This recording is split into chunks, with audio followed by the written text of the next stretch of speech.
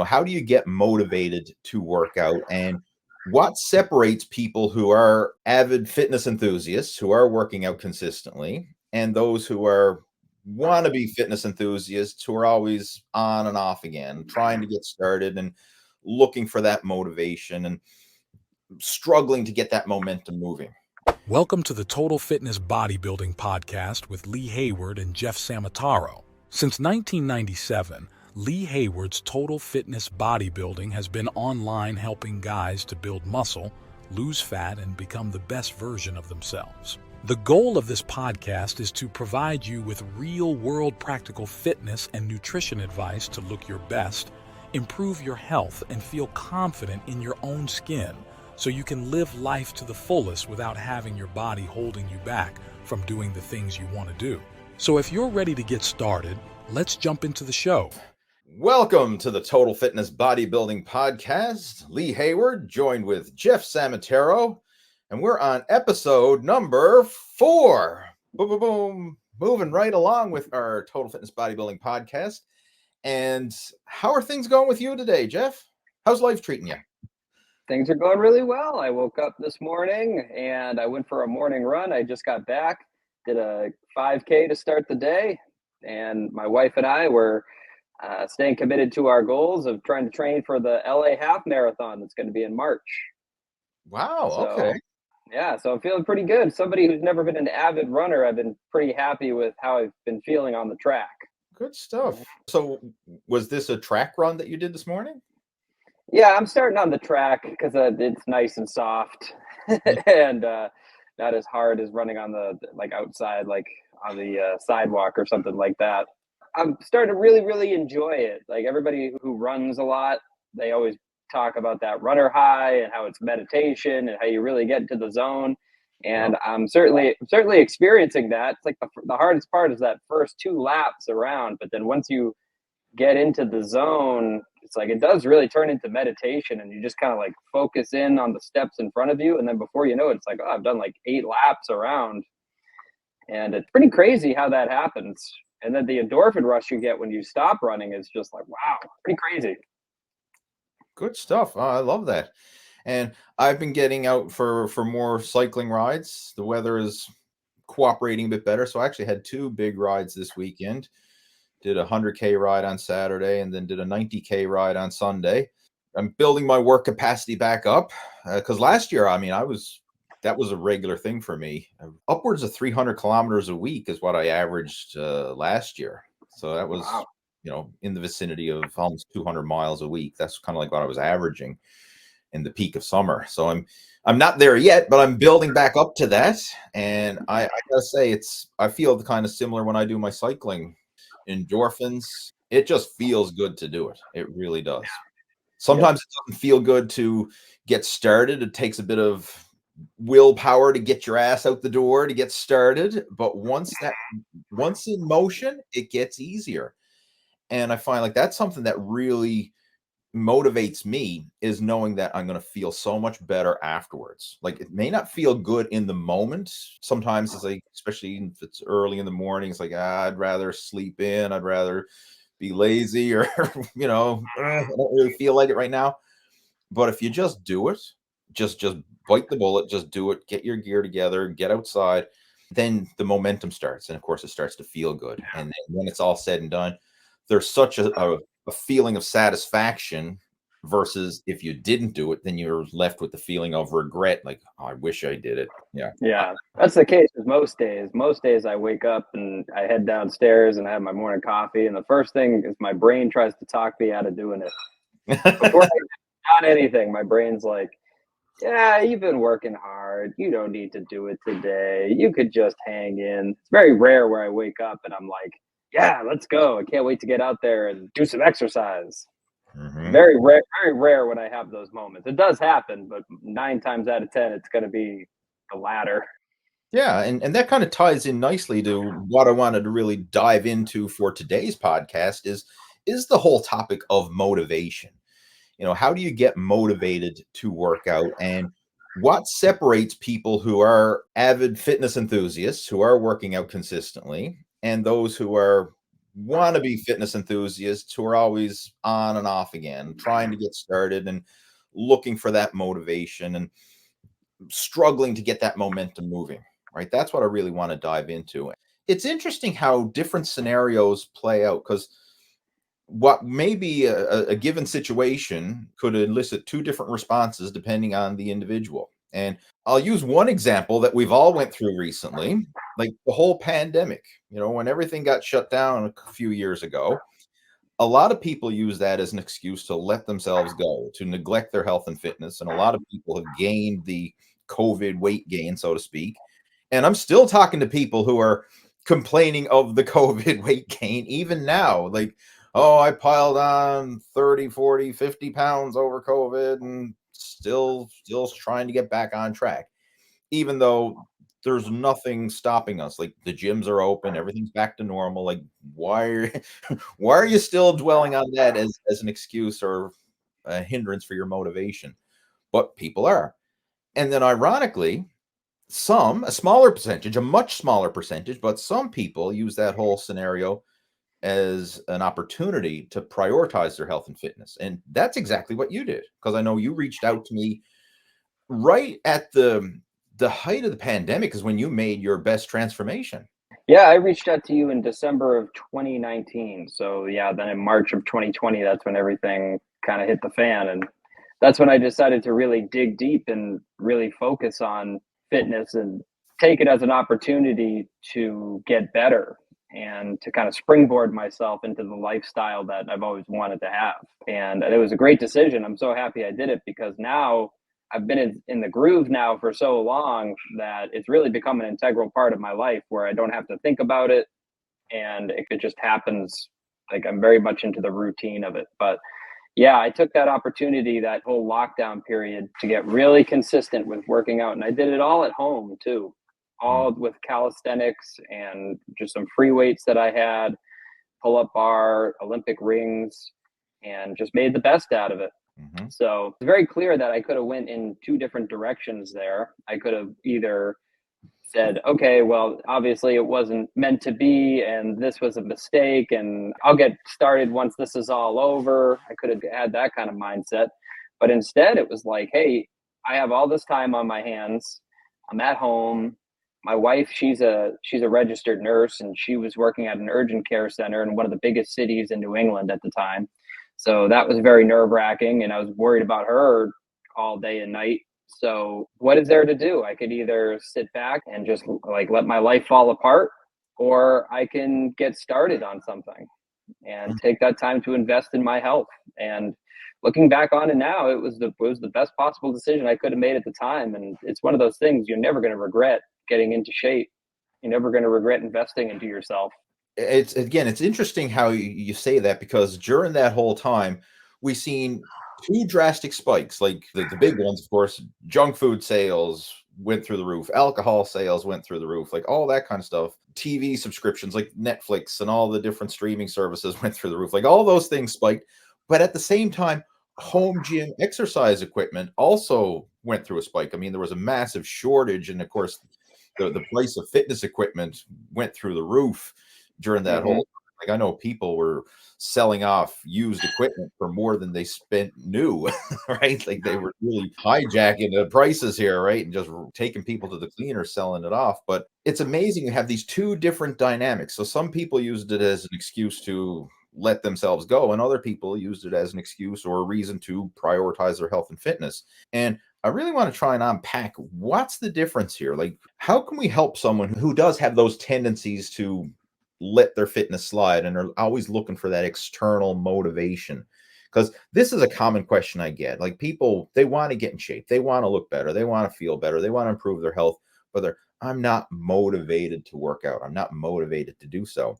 And they're always say, well, like, how do you stay so motivated? Oh, I wish I had your motivation. I know one of the guys in our group was struggling with this, and he said, well, it's easy for you, Lee, because you're Mr. Positivity. And I was like, well, no, it's not. I mean, I go through the same crap as everybody does. Like I mentioned earlier, there's a lot of mornings I wake up and I'm like, I don't want to work out today, or I don't want to go for a bike ride today. It's not like I'm jumping out of bed saying, oh, I can't wait to get to the gym. Woohoo. I mean, Don't get me wrong, some days are like that, but as you mentioned Mhm. earlier, they're rare. It's Yeah. usually playing this mind game, and the analogy I like to use, it's almost like visualize going to work in the morning. You wake up on a Monday morning and the alarm rings, and do you jump out of bed and say, "Woohoo, I can't wait to get to work today." Right? Usually not. It's usually like, okay, another Monday. All right, where's the coffee pot? And you go through your routine, but you show up, right? Even if you're not motivated, you still show up because it's who you are, it's what you do, it's what you have to do, it's a priority. You're gonna make it work. And fitness has to be on that same level of priority, just the same as going to your job. And it's crazy how people, they'll prioritize their work, but not prioritize their health and fitness. When at the end of the day, what's truly more important? Now, I mean, I know we need to work, provide for a family, and provide a living. But besides that, if you don't have your health and fitness, what does all this mean? You could have all the money and all the financial success in the world, but if you don't have your health to enjoy it and the quality of life to enjoy it, that's not a victory. That's not a win. So we really need to prioritize health and fitness just as much as getting your ass out to the door and going to work in the morning. I know, like in your situation, like as a music teacher, do you see similar traits or similar trends with your music students? Like some are more motivated than others, you know? Yeah, all the time. Of course, you're always going to have the kids that are more talented than some of the other kids, and they're just going to start to get it quicker. And then you have some kids that are really avid practicers who work hard and they're on a routine and they're on a schedule, and you can tell that they have allocated time every single day to practicing. Whereas you have some kids who are just like, oh, I practiced once this week. I practiced 3 times this week. I practiced no times this week. I practiced every day this week, and every week is a new story. And the ones that always make the most amount of progress are the ones where you can tell they're on a schedule. Their parents have them on a routine where it's like every day when you get home from school, 20 minutes, 30 minutes, you're going to practice. And then you have some parents who are like, I don't want to force my kid to practice. So I'm not going to make him practice if he doesn't want to practice. And I always have to have a discussion with those parents because it doesn't work like that. You have to be willing to do it when you don't want to do it. And the same thing with me. I love to play music. I love to play the drums. But there are some days where I don't want to go downstairs and practice either, but I always force myself to do it. And once I get started doing it, it's always super enjoyable. I always remember why I love doing it. And then I end up practicing for hours. And then I look at my watch and I'm like, oh, I've been practicing for 2 hours. I didn't even realize it. It just ends up going by. And the same thing happens with fitness. It's very rare when I wake up and I want to go work out, but when I go downstairs and I start doing it and I start moving my body and I go through the routine of warming up, getting my joints ready, getting my heart rate up, and then starting to lift, it doesn't take very long for me to realize why I love it so much.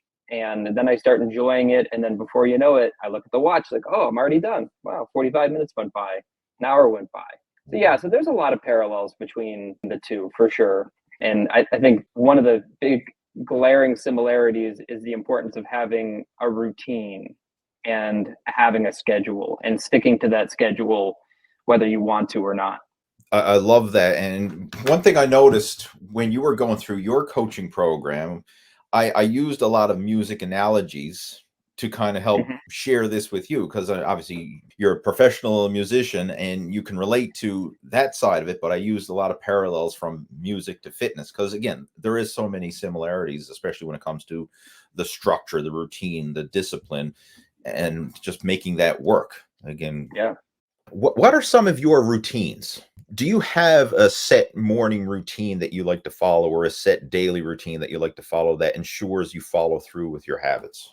Yeah, absolutely. I do. I wake up, I'll come downstairs, I have a cup of black coffee, and then I typically have some type of breakfast, something light, so that way I don't feel too heavy or bloated when I start working out. And then I'll typically do some work on my computer, get caught up with some things, check some emails.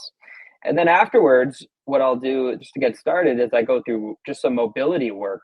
Moving your body is an important start to working out. And when I was first starting out, I didn't used to do that. I used to just go downstairs and I would just start lifting, but I would go really light.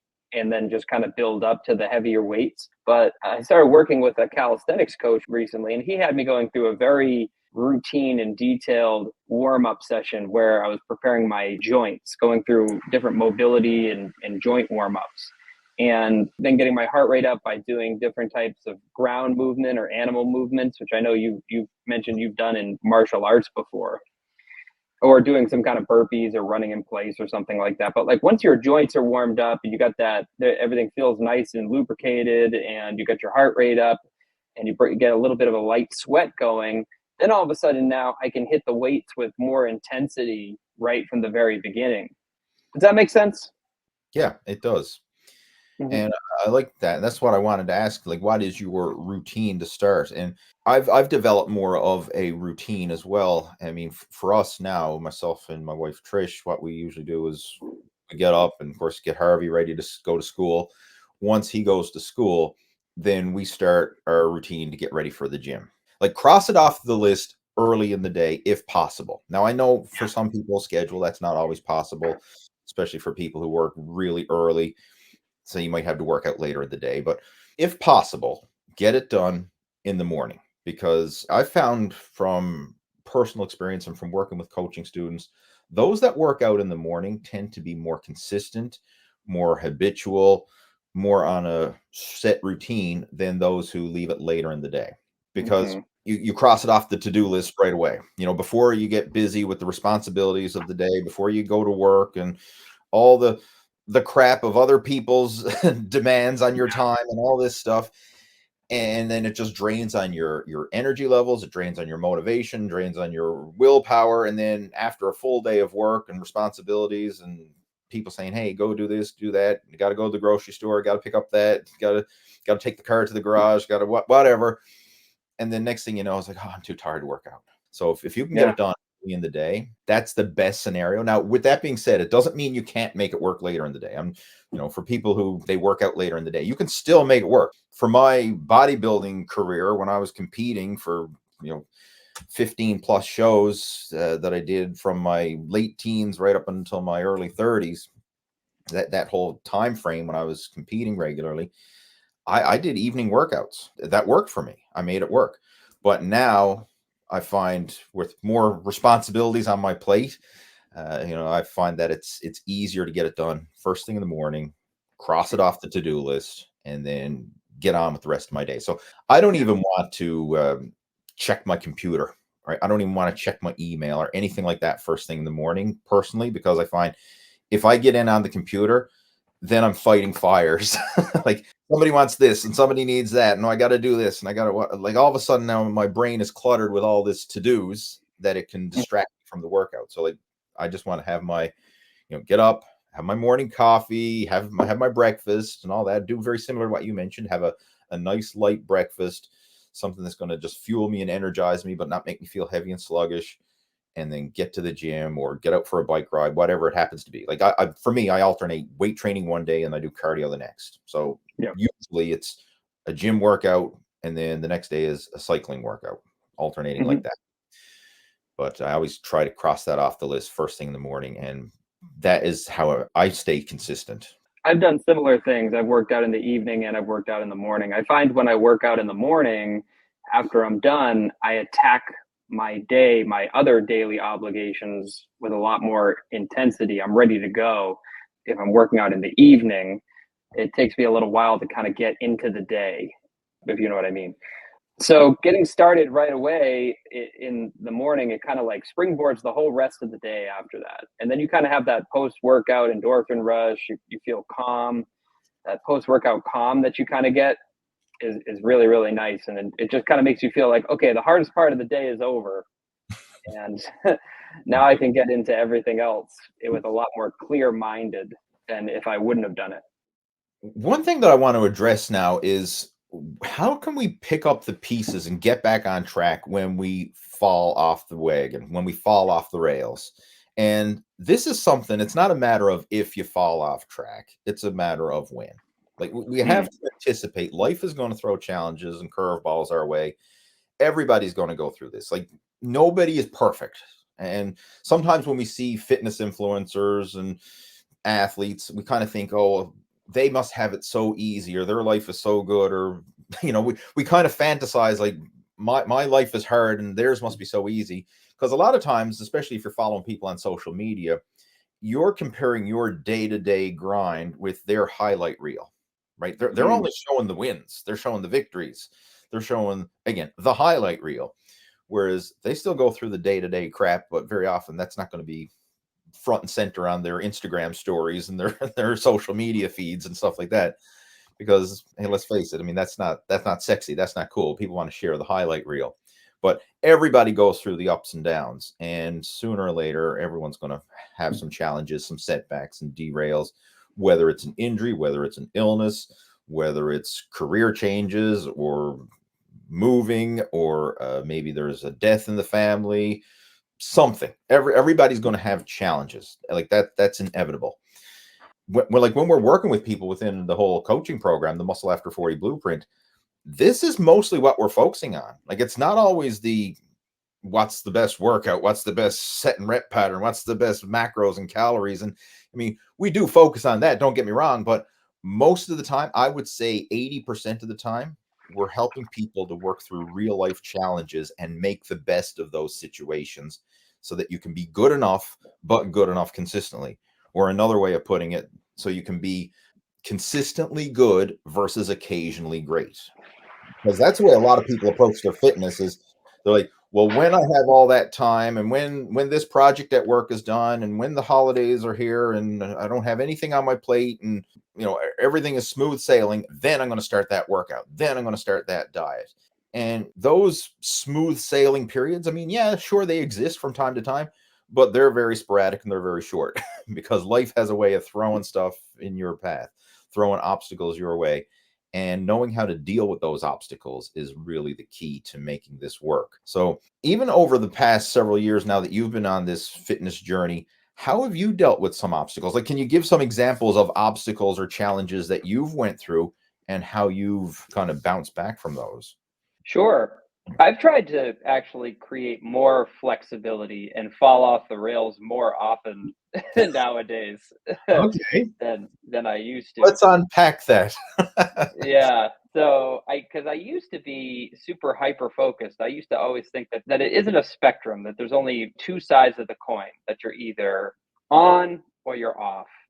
And once I started to realize that it's actually a spectrum, it goes back and forth. And there's some days where you're going to be more on the super disciplined side, where everything lines up and it's going to be perfect. You're going to hit all of your macronutrients and get all your calories in, and then you're going to get your workouts in, your sleep in, everything. And then there's going to be days where it's going to lean more towards the other side. You're not going to get any sleep. You're not going to get any exercise in.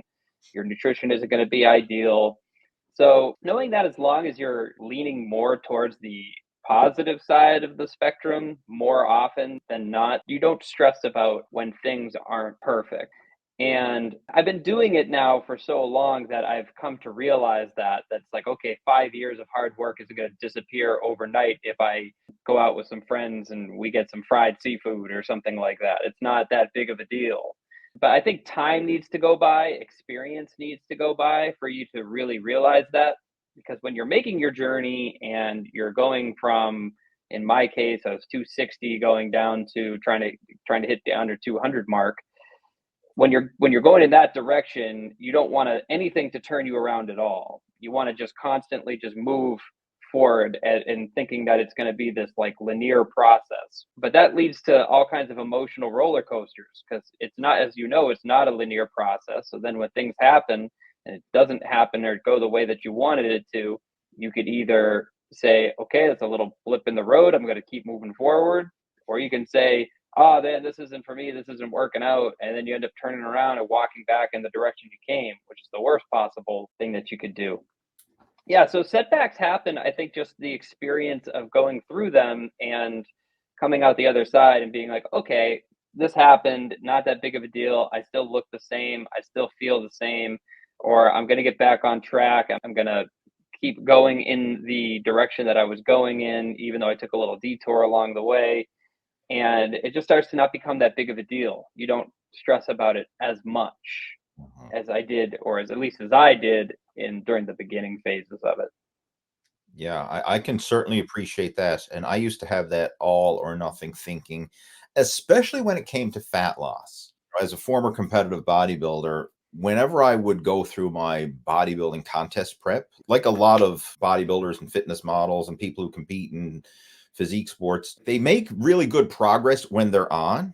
And they make it a more of a big deal than it actually is. Like their whole life is focused around this contest diet and getting on stage, which in the greater scheme of things, it's not that big of a deal. Like, okay, you're going to get on stage in a pair of posing trunks with a bunch of other fellow bodybuilders in front of a panel of judges, and they're going to say, okay, who looks the best standing there in their trunks? Like, Mhm. that's bodybuilding, right? It's not that big a deal. Like, I know it's a personal goal and something that people shoot for, but like they put it up on this pedestal and they're so focused and they're making such a big deal out of what's ultimately not a big deal in the greater scheme of things. I Mhm. fell into that trap myself. So like I would go on the extreme cutting diet and have that laser focus. Okay, it's boiled chicken, is broccoli, is 2 hours of cardio a day, is 6 days a week in the gym, is posing practice, and all the stuff that had to get done to get ready for that show.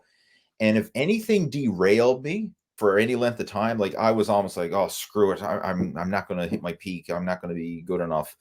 I remember one time we were actually getting ready for a show. My wife and I, because later she was competing with me as well, and she actually did quite well. She went on to compete at the Canadian Nationals, won some local and regional events here. So I mean, she did quite well with bodybuilding and figure back in the day. But I remember we were both getting ready for a show, and my cousin was getting married, and it was like a few weeks out from the contest. And we said, okay, well, I'm going to go to my cousin's wedding, but I'm not gonna blow my diet. I'm gonna stick to my guns. I'm gonna be careful here. And I was so deprived and so depleted, on the boiled chicken, broccoli diet, and everything else. When the food came out, it was really good food. And then when the cake came out, and it was really good cake, and then all the other desserts, I I'm just like, okay, I'll just have a little bit, and I'll just have a little bit, and then next thing you know, like I'm sneaking back for other like stuffing my face with cake and desserts and everything else. Mhm.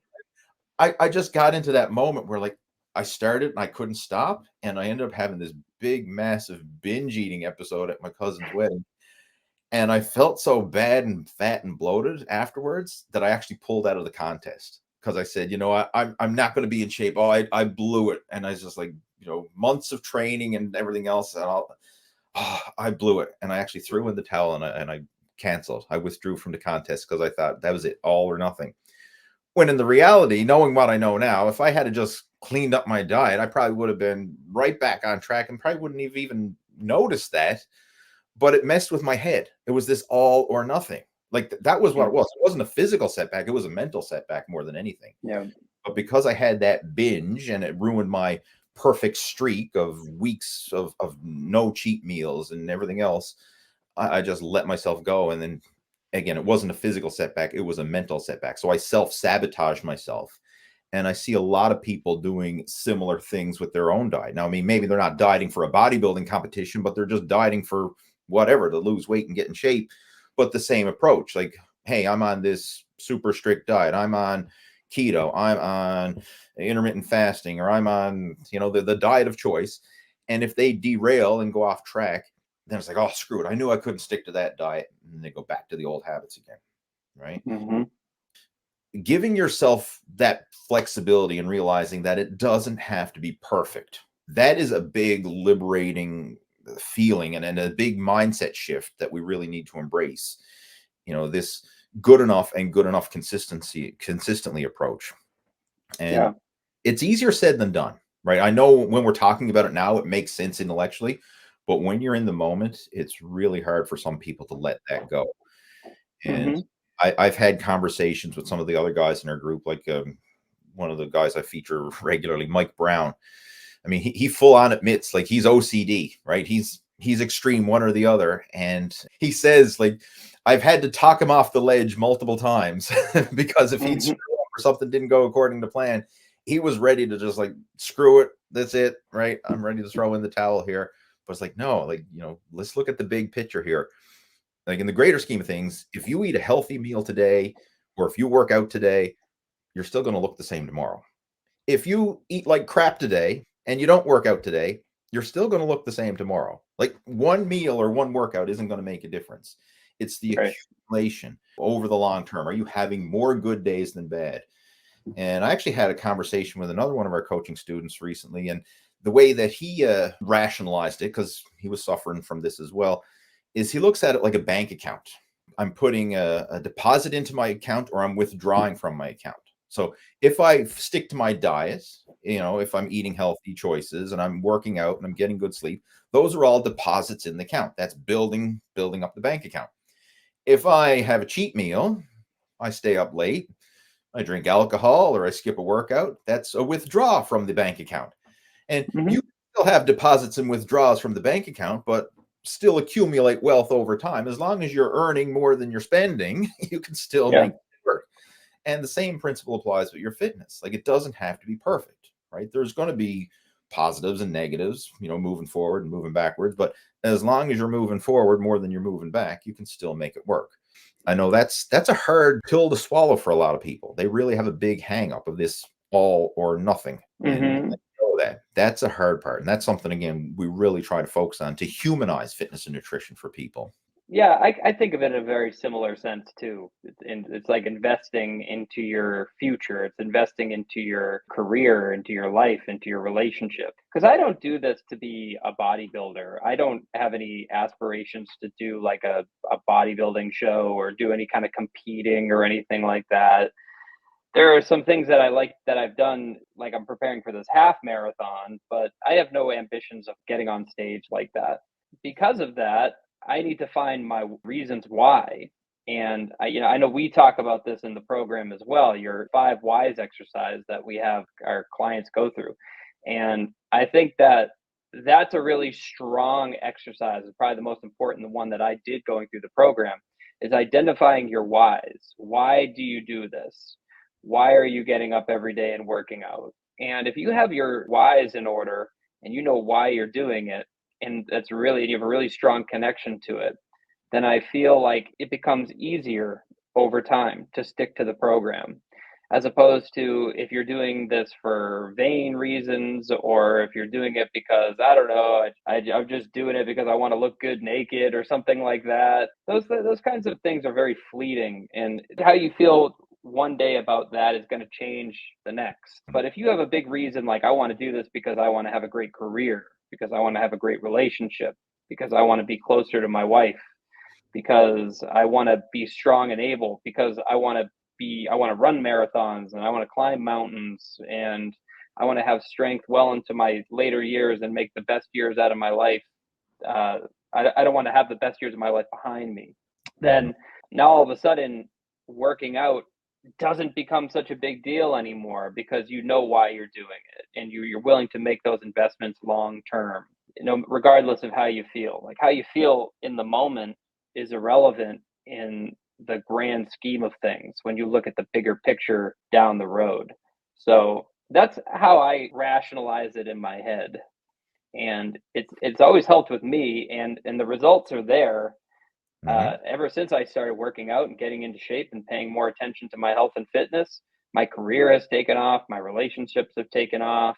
I'm more ambitious with the things that I want to do in life. And I'm not just doing the minimum. I'm not just going to work and just doing what is minimally expected of me and then coming home and just hoping that's good enough. I'm willing to go above and beyond to reach my fullest potential.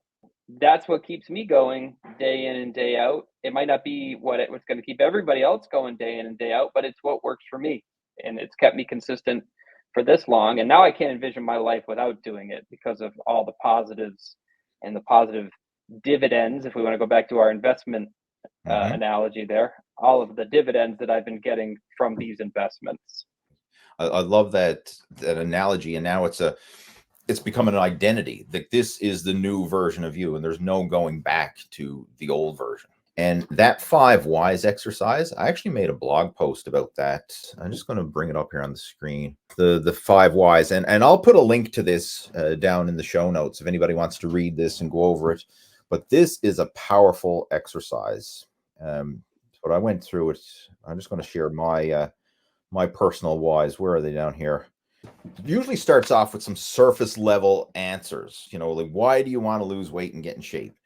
Because I want to lose fat. I want to improve my health. I want to maintain a lean body year round. Like, that's kind of like the surface answer. And I would say most people, the initial motivation is to look better. Was that one of your 5 whys? To look better, to feel more confident in your own skin? Of course, yeah, because when you look better, you feel better, and when you feel better, you're going to do more.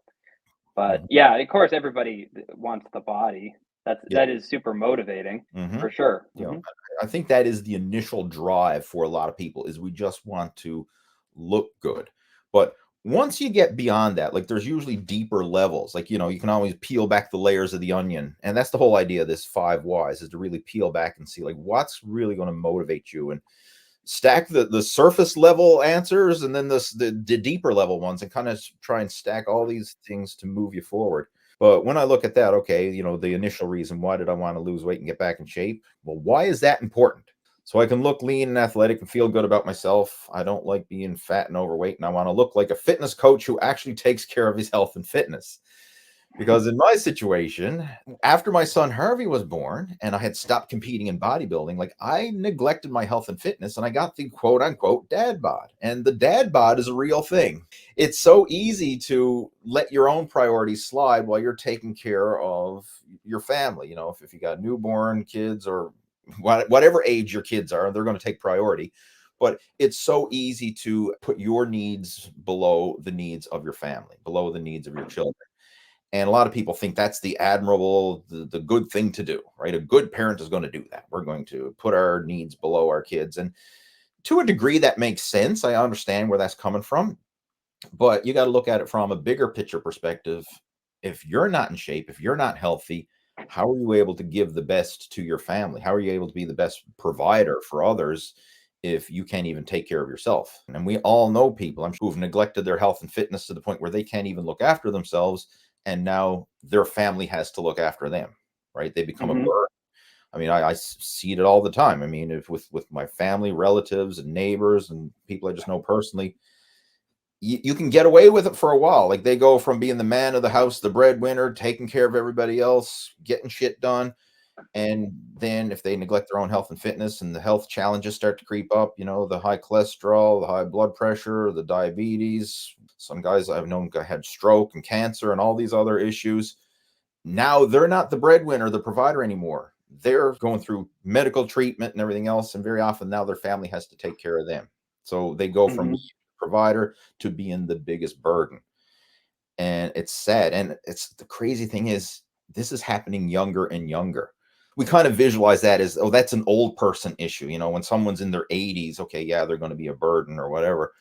I've seen this with even guys in their 40s: heart attacks, stroke, cancer, issues. And now they're no longer able to work. They're no longer able to provide for their family. They are a burden as young as in their 40s, which is Yeah, crazy.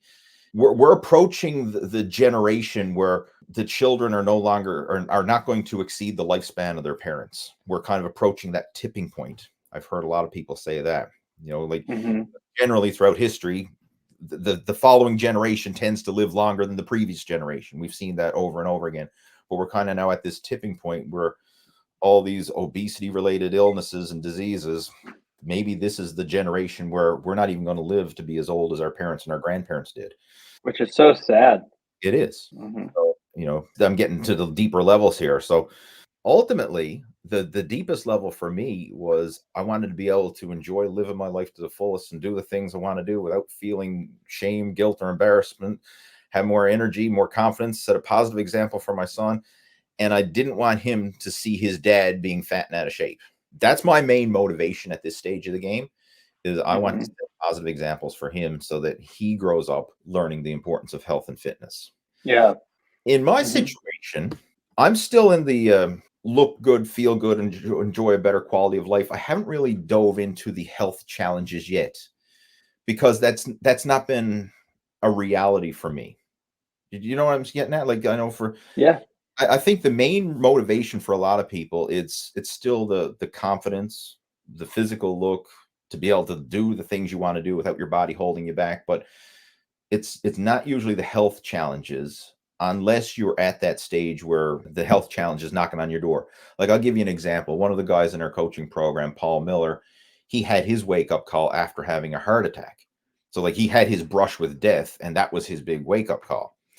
I know other people in my family who are lifelong smokers, finally had a scare, thought they were having a heart attack, thought they were dying, and then or been diagnosed with cancer, and then they quit smoking. Right after they've been diagnosed with cancer, after they had their scare, they finally got the wake up call. Okay, now I'm going to quit smoking. But unfortunately, the damage is done by that stage, so it's probably a bit better or less, minimizing the further damage. But you're probably not going to undo the damage of years of smoking.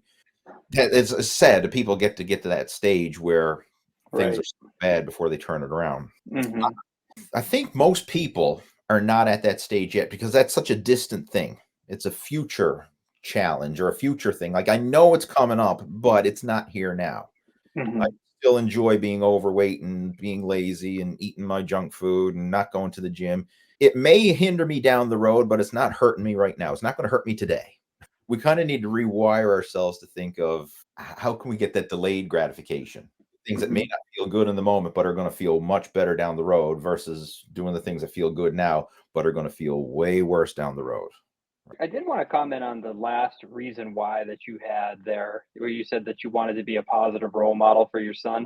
I just want to take a moment just to praise my own father, because when I was a kid, my dad was very, very active, and he used to work out and take care of himself all the time. He still does. But when I was a kid, I used to watch him do that every single day. He used to always start his day off with some form of exercise. And he's a very active person. He ran the Boston Marathon 13 times. Yeah, he benched he said he benched 285, but I bet it was 275. Either way, that's respectable. Yeah. Still respectful. Yeah. He's just always been a strong guy. And growing up, he was a salesman at Hewlett Packard. Part of his job was, he would sell computer equipment. And he was always going above and beyond. He was an exceptional salesman during his day, and he worked off a commission. And he was always going the extra mile to make extra sales, extra calls, and not doing just the bare minimum. So I got to grow up seeing that and seeing what an exceptional human being looked like, somebody who was not just doing the average, but working really hard. And I got to see how much that paid off for him and for our family, and how much more opportunities we had because of his willingness to go that extra mile. So when you were in your feedback there, where you say you're doing this for Harvey and so he can see what that looks like, that's a real thing. That's really powerful. And that should be reason alone why to get into it. So that way you can set the example, you can go the extra mile, and you can reach your fullest potential as a human being. And I think that's so powerful. That's good. That goes beyond any type of wanting to look a certain way or anything like that. No, I appreciate you for sharing that. And I mean, it's wonderful that you were raised in that type of environment, because you've seen what your father was doing. Actions speak louder than words. And this pet peeve of mine that I see a lot of times is parents will tell their kids to do something while they're not actively practicing what they preach. Right? Yeah. I remember seeing like friends and relatives and stuff telling their kids, don't drink and don't smoke while they got a beer in one hand and a cigarette in the other. Right? Don't you do this? Okay, but don't you do it? And we see it with health and fitness. I mean, like, if you have parents who are overweight, they're not exercising, they're neglecting their health and fitness. Just look at them. I mean, if you're overweight, you're out of shape, you got health challenges, that's a result of your past habits. Like, your body is a result of your past lifestyle habits. And if you're not happy with your body, then obviously you've been living some bad habits.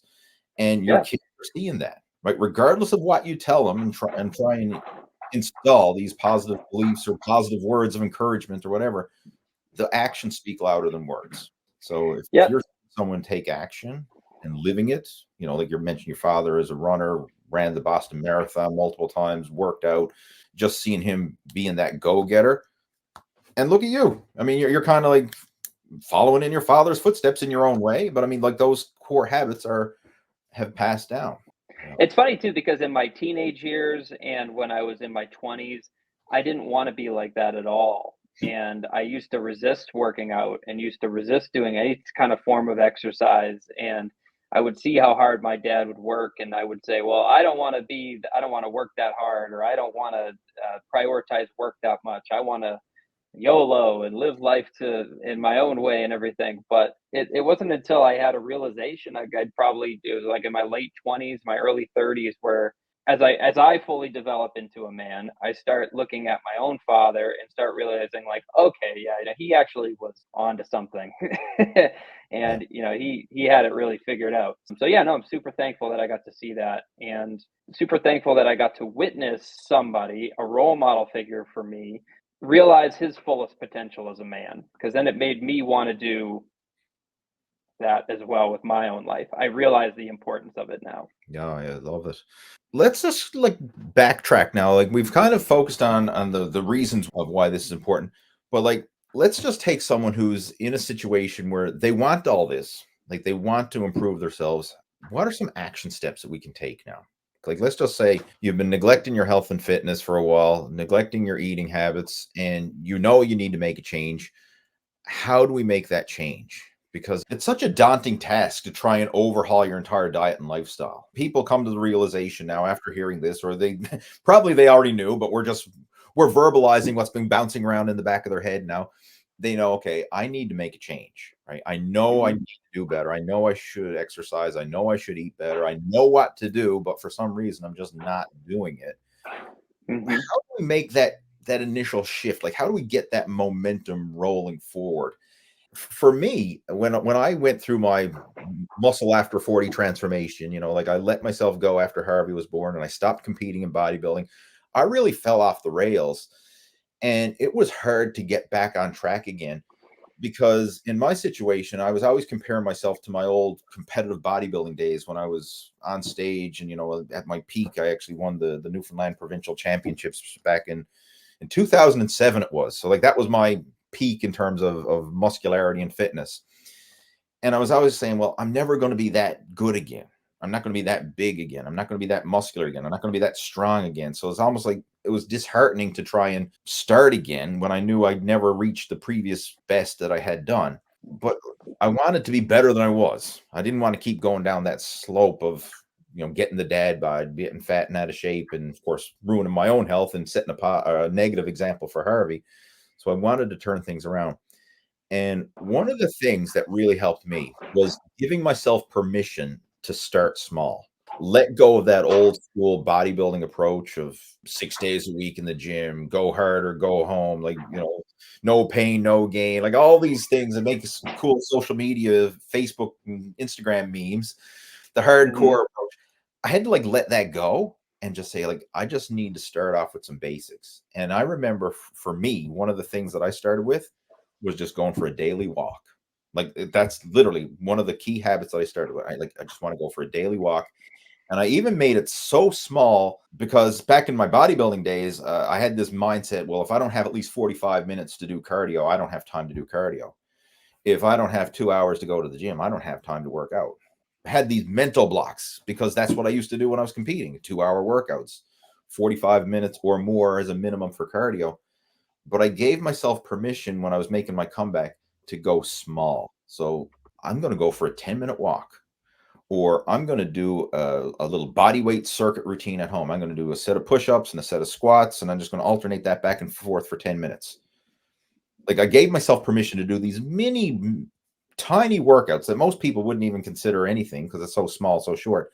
But that's how I got the momentum started, giving myself permission to take baby steps.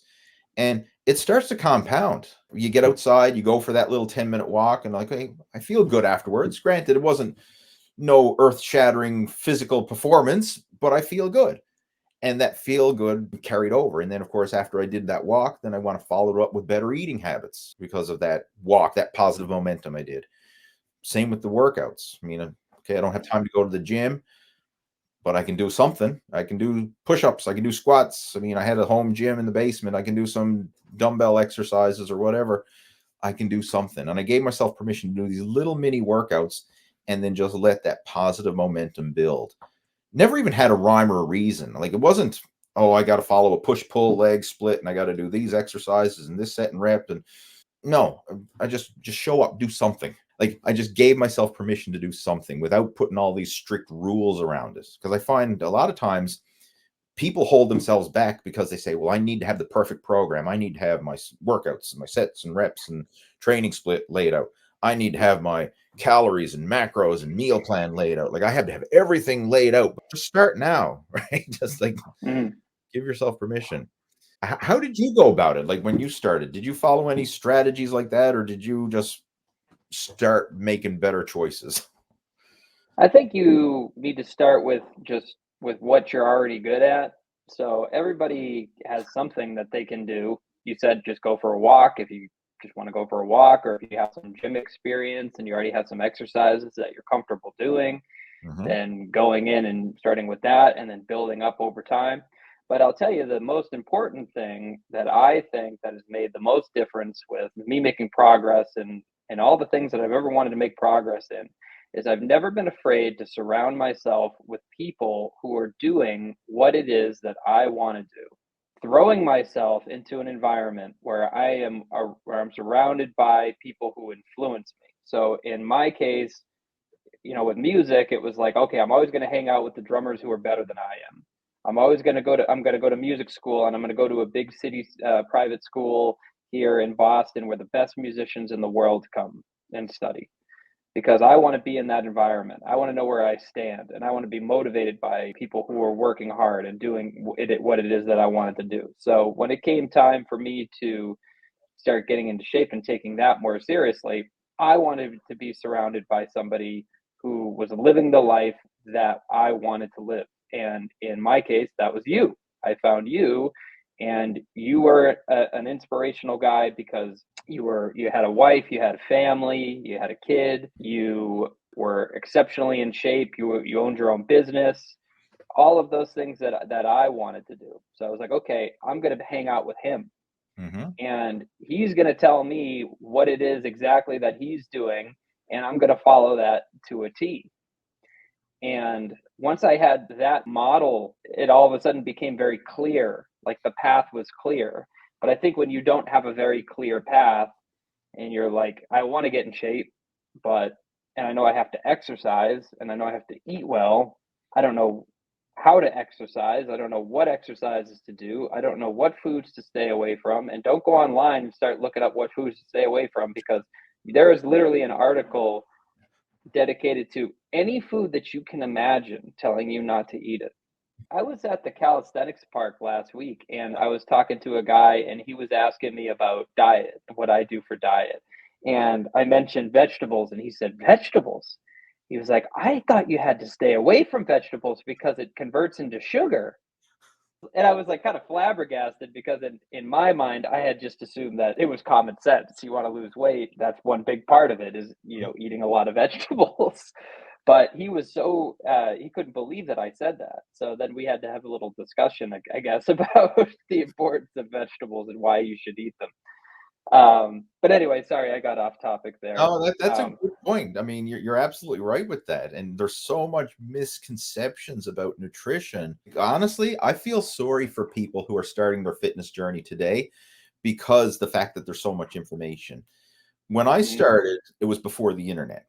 So information came at a snail's pace, like, in books or magazines or VHS tapes or from actually talking to people in the gym who were doing it, but it came at a much slower pace. Whereas now, one trip to YouTube, and like you've got everything under the sun. Like someone saying, "Hey, eat meat," and someone saying, "Oh, eat plants." Someone else is saying, "And eat Yeah. paleo."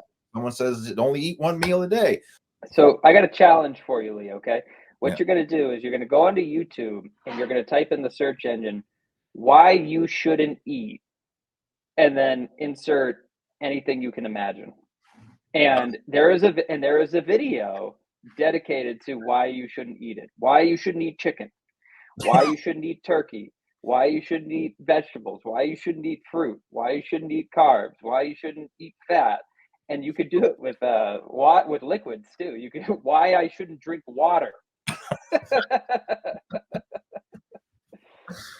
It's incredible, and it's like it's all so confusing if you had no idea and you didn't have someone to model your behavior around, and you were just going online and just blind searching. How would you ever know what to eat, what to stay away from? And it's the same thing with exercises too. Why you shouldn't do lat pull downs, why you shouldn't do pull-ups, why you shouldn't bench press, why you shouldn't do push-ups. It's like, what should I do, Lee? I know I want to do something, but everyone's putting fear into me, saying I should do these things or eat these things or whatever. So, like, what should I do? How do I get from A to B?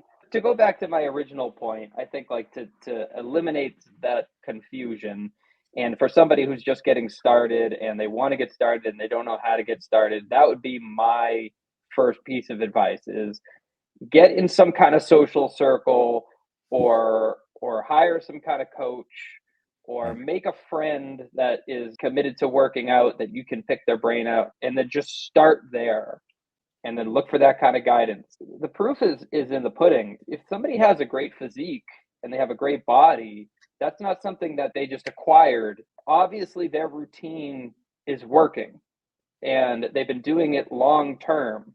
So you can take that to the bank. You can say, okay, this person has the physique that I've always wanted, and I want to find out what it is that they're doing, and then just start living that life. That right there is the shortcut to success. If they're like everyone's looking for what is the shortcut, get a mentor, get a coach, get someone who can show you the way, who knows the way, and can show the way. That is the shortcut.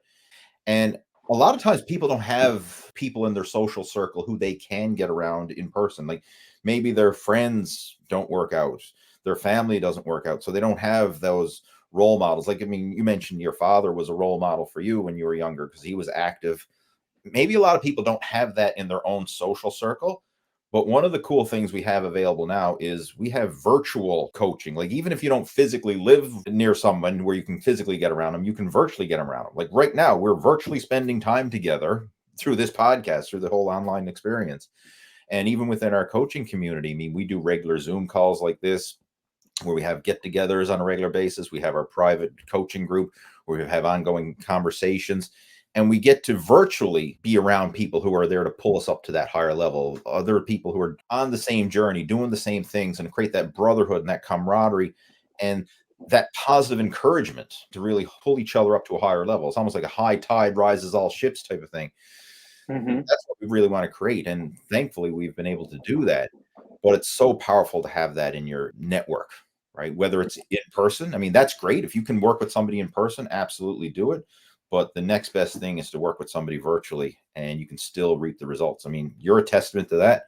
We've known each other virtually for years before we ever met in person, right? Yeah, for sure. And I've done that myself. Like when I started competing in bodybuilding, the only time that I started to actually succeed is when I got around other bodybuilders and started getting coached by other bodybuilders who are more successful. Now, in recent years that I've gotten into cycling, like I've joined a cycling group and I get around other cyclists who are better than me, who are teaching me, and I'm learning the ropes through people who are actually doing it and living it. So it's you need to have that connection. Trying to figure it out on your own, that is the slow, painful way, and it's very often the road to frustration. But if you can mirror and model someone who's done what you want to do, that is the shortcut to success right there. And you'll push yourself more when you're surrounded by people as well. I'm sure that happened with you with bodybuilding. When you're working out with somebody who's also competing and trying to get on stage, you're not racking the weight when you still got more in the tank. Yep. It's a different mindset too, because sometimes when we're going by ourselves, like I remember that the first competition I did, I trained from my own home gym by myself, like looking at myself in the mirror and stuff, and I said, hey, I'm pretty good, right? I'm doing good. I think I'm in good shape. Then when I actually showed up to the competition, I was like, whoa, okay. They're at another level. Like I got my ass kicked, and I was just blown away by the level of conditioning and the muscularity. Like I didn't know what definition was. I thought, well, as long as you can see your abs, then you're ripped. And like these guys had not only six-pack abs, but they had definition and striations and vascularity. And I was like, whoa, okay, they're at another level. around those guys and learning how they did it and what they did over the next several years, like my level of conditioning just went up and up and up, because now I had a new benchmark and I knew what real world results were like, lifted my progress to the next level. Same with cycling. I mean, for years I've been cycling on my own, doing solo rides, and then once I got around a group and I realized, holy crap, I'm slow. I can't even keep up with the group, right? Like I'm getting and then just learning the dynamics of the group, and just, I mean, it just elevated my fitness. I mean, I remember the first year I joined the cycling group, like that whole summer, my fitness went through the roof. And I was even monitoring my VO2 max, and like it was just by week, it was just going up and up and up and up. And my cardiovascular fitness, my stamina, I mean, and just bike handling skills and everything else, it's amazing how much I progressed by being a part of that group. That is the shortcut to success. If there was a shortcut, that is it for sure. Yeah. I made some of my biggest progress this past year. I was working with a calisthenics coach. And I remember when I first started getting into it, I was kind of rationalizing it in my head why I should do it or why I shouldn't do it. And he says to me, he goes, "You don't know what you don't know, but I hope you'll let me show you." And that was enough for me to sign on. I was like, he's right. I'll never know what I'm going to miss out on if I don't take the plunge and I don't go for it and try it. And chances are, if I don't do this, I'll be exactly where I am now 1 year from now. But having that fresh perspective and going and seeing him every single week, and him exposing me to different types of workouts and different kinds of exercises and cues and things like that, and different approaches. I mean, I look back now, that was 1 year, and I'm in so much more fantastic shape than I was a year ago. There was aspects of fitness that I had never even considered, like balance and coordination and explosiveness, and like all this flexibility, mobility. I had never even thought about that kind of stuff before. It was just always like pick up weight, put weight down, right? Get bigger, get stronger. And it's like the quality, not only the quality of my fitness, but the quality of my life has gone up because I just feel so much better. Everything feels better now. But yeah, I wouldn't have known that had I not put myself in that situation. And it was frustrating. At the very beginnings of that, I remember going and doing these workouts and being super frustrated that I couldn't do what he was asking me to do. Before I started working out with him, I don't know if you remember this, Lee, but I had a personal best of doing, it was 24 pull-ups. I remember that. And we started working together, and we started working on pull-ups, and I was like, oh, this is really where I'm going to shine, because I can hit 24. And I hop on the bar and I start doing my pumping reps and not locking out on the bottom and and everything. He's like, all right, so we're going to take that tempo and we're going to slow it way, way, way down. And I want you to hollow your body out. I want you to pause at the top. I went from 24 pull-ups, Lee, to 9. To 9. Just like that. But then all of a sudden I started noticing huge improvements in my strength from slowing things down and controlling things, because now I'm building real strength, not just relying on momentum. And I'm still like, at a good day, I'll hit like 12 pull-ups, but they're full range of motion, slow pull-ups. And I've noticed huge improvements in my back, in the muscle growth that I've had in my back, and the strength I've had in my back, which is carried over to other lifts. Like, because when you're strong in your back, you're strong in your pulls, you're strong in your pushes. So it's made huge progress. But again, I'd probably still be going down there and pumping out 22, 24 bouncy momentum reps had I not had that experience. A totally different dynamic. And again, you're building true strength now. As you said, you don't know what you don't know. Yeah. It's weird how the dynamic works, because the more you start to learn about something, the more you realize you don't know. It's crazy. Like even with fitness, like I've been doing this for over 30 years, and the more I learn, the more I realize I don't know. And then there's other avenues and other areas that I haven't even touched on. It's crazy, because like when you're in this little bubble, right, you think, okay, I know what to do. I just need to eat right and exercise. Like this is your little eat right and exercise bubble. But then once you start actually diving into that, okay, well, what does eat right and exercise look like? And then you realize how much more you don't know. I mean, in your case, 24 pull-ups. Most people, like, that is a monumental feat of strength that the average person is never going to even come close to. But you realize that's not 24 quality pull-ups, right? Like, you thought you had that mastered, but you don't know what you don't know. And now you just opened up and expanded your fitness to a totally new dimension because you were willing to get that, that education, that coaching, that help, and to expand your knowledge base. Most people are not willing to do that. They're stubborn. I'm going to figure it out on my own. I don't need anybody to tell me what to do. It's tough because your ego takes a hit. Mm-hmm. Your ego takes a hit, and it's really hard because you've been telling yourself something about yourself for so long, and then to have somebody pull the curtains away. It's like the Wizard of Oz, right? The guy behind the screen. You're Yep. really the guy behind the screen. It's tough to deal with that. But I mean, how are you going to grow? How are you going to keep moving forward if you don't put yourself into that kind of situation? I've run into that with music as well. Like, what you know intellectually, what you know conceptually isn't always necessarily what you're able to do in the real world. And I've had mentors before pull the curtain down on me with music as well and be like, "Oh, you can't do this?" It's like, I thought I could do this. I can't really do it. And that's tough too, because it's like you're constantly getting knocked down and picking yourself up and then getting knocked down and then picking yourself up. So I think the key is to just always be persistent and to just always be willing to get back up. I know it's kind of cheesy to say it like that because it sounds like a motivational quote or something like that, but it's true. It's, if you're doing it right, you're probably getting knocked down quite a bit. And you're probably rising up and then meeting a new expectation and then putting yourself again in another situation where you're going to get knocked down again and then rising up to that situation. And now, guess what? There's another one. It's just kind of like seeing it for what it is and not letting your ego get too big and have this kind of mindset where, like, oh, nobody can tell me anything because I know how to work out. I know how to eat right. I know how to take care of myself. What's this guy going to tell me that I don't already know?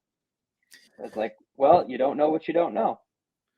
One thing I want to address on that is kind of related to what you were just talking about, especially you now in the music industry. Like, you're a professional musician, you teach at a music school, like, this is your livelihood. When you meet people who are self-taught musicians and like, oh, I know how to play the guitar, I know how to play the drums, I know music. Can you tell the difference between a self-taught musician versus someone who actually went to school and studied music? Like, just unpack that a bit. Yeah, sure. I've run into so many situations in the past where you have young hotshot musicians who might be the best player in their school or might be the best player in their town or might have gotten some kind of recognition or accolade or scholarship or award or something like that. And I know because I was that guy too. And you can always tell by the way that they kind of carry themselves and the way that they take criticism, how they handle criticism. And I think it's a real testament to somebody, like how far somebody's going to go by how well that they handle criticism. So when you have somebody who comes in and they feel like they already have this going on, and then you start poking holes, and you're like, oh, well, there is also this, and there's also this, and well, you're really good at this, but there's also this that you can work on, and then you can improve this, and oh, this might be a problem down the line if you don't develop this in your playing. This is a very glaring hole in your playing that is something that you're going to want to address. If they all of a sudden start brushing you off, and they're like, who's this guy telling me this? And I'm the best drummer in my school. I'm the best pianist in the state. I'm number one in the state. I got a scholarship to state school to play piano. What is this guy going to tell me? It's like, that's the wrong attitude to have about it, because there's always somebody better than you. There's always somebody who has more experience than you. There's always somebody who can teach you something new. I'm picking myself up now because I've been in New Hampshire now for 36 years, and I want to go put myself now in a new situation. I want to move to Los Angeles and put myself in a situation where I'm surrounded by musicians who are better than me, who can play better than me, that can show me new things, that I can model my behavior around.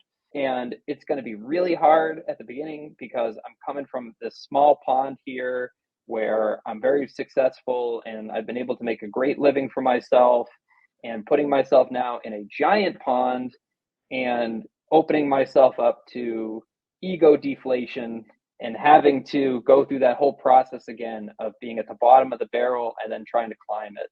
But in my opinion, that's like the whole point of life. I think it's one of the most exciting parts about life for me is to constantly go through that process. And I feel like once you stop going through that process and you're just like, okay, cool, now I'm just gonna just settle and just let it ride. What's the point in that? What's the excitement in that? Now you're just kind of like on reruns instead of creating something new for yourself. So I don't know. That's my philosophy. I don't know if it's right or wrong or what it is or anything like that, but it keeps me going. No, I respect that.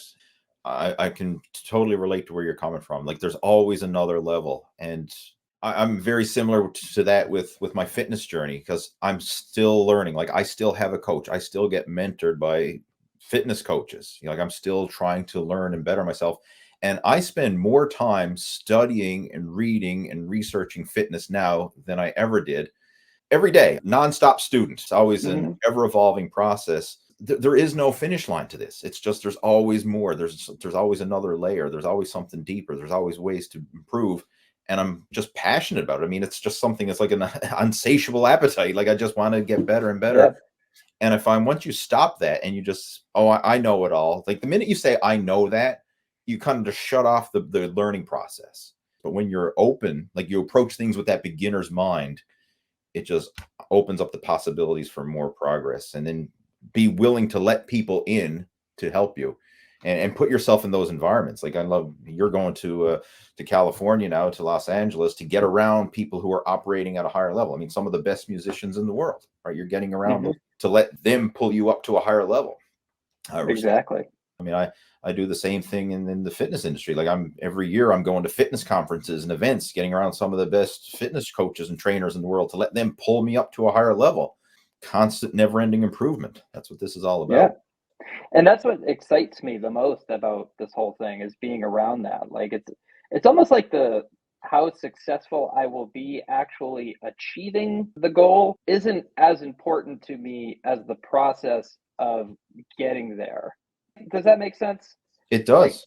I find way more enjoyment out of the process of starting again and being a beginner and climbing my way up than I do actually being at the top of whatever mountain I reach. That makes total sense. It's almost like a kid getting excited because Christmas is coming. The build up to Christmas is the fun part. That's where the excitement is and all that. Yep. But once Christmas Day happens and the gifts are opened, okay, it's done. The journey is more important than the destination in this case. It's not in hitting the destination. It's in the getting better day by day. Well, I hope you enjoyed today's episode of the Total Fitness Bodybuilding Podcast. And if you did, please give it a thumbs up, subscribe to the podcast, and if you know someone who could benefit from today's episode, please feel free to share it with them. I mean, if you could help us to spread the word, that's going to help to get this message out there and allow us to create more content like this and reach more people and just create that positive impact all around. And if you would like some help with your own fitness goals, maybe it's building muscle, losing fat, improving your health, getting in your best shape. If you would like some help with that, then feel free to reach out to me. I have my contact information down in the show notes below, and you can book in for a free one-on-one strategy session coaching call with me, and we can discuss a realistic action plan that's right for you. And if I feel that you're a good fit, I may invite you to come on board and join our VIP coaching program. And if it's not a good fit and I feel that I'm not the right person to help you, then I'm not going to give you hype or BS, but I will point you in the right direction to somebody who can help you. I mean, I've got a large network of people in the fitness industry, so if I don't feel that you're a good fit for our coaching program or that I can help you, I'll be able to point you in the right direction to somebody who can. So either way, at the end of your free strategy session coaching call, you'll walk away with better insights on what you need to do next in order to reach your health and fitness goals. So that clues it up for today's episode, and we'll be back again next Tuesday at 11 a.m. Eastern Time with another episode of the Total Fitness Bodybuilding Podcast. Take care. Over and out.